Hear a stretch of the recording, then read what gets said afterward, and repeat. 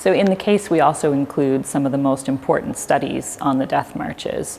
And these include the early studies of Auschwitz by Danuta Czech, as well as Hitler's Willing Executioners by Daniel Goldhagen, which was one of the earliest treatments of the death marches. And the most, I think, comprehensive treatment of the death marches was done by Daniel Blattman. And so we include these studies in the case to show the way that research has come together and been proliferated about the death marches.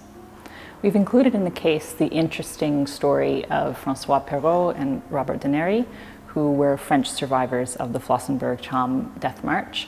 We actually have their original pamphlet that we've included in the case. And in 1991, they retraced the steps of the death march. They survived and took photographs of memorials and the lack of memorials in Germany to what happened.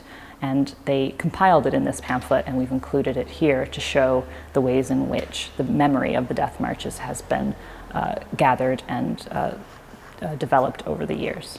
And I just want to show you an example of one of the more interesting images from the pamphlet. They took photographs along the way in 1991 as they were retracing their routes and taking pictures with people they met and who lived now on the former route of the march.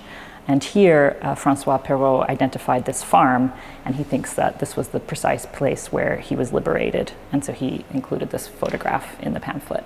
So what we wanted to do on this display is to look in more detail at the death march from Flossenbürg concentration camp in April 1945 to Cham.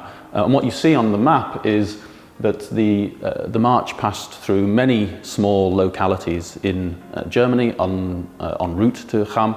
And you can see that at every place that the marchers passed through, people on the march, former concentration camp inmates, died or were murdered. And one of the reasons why we chose this particular march to look at in more detail is because in the archives of the International Tracing Service, it's the first death march that they investigated in detail after the war, and there's a large documentation on this particular march.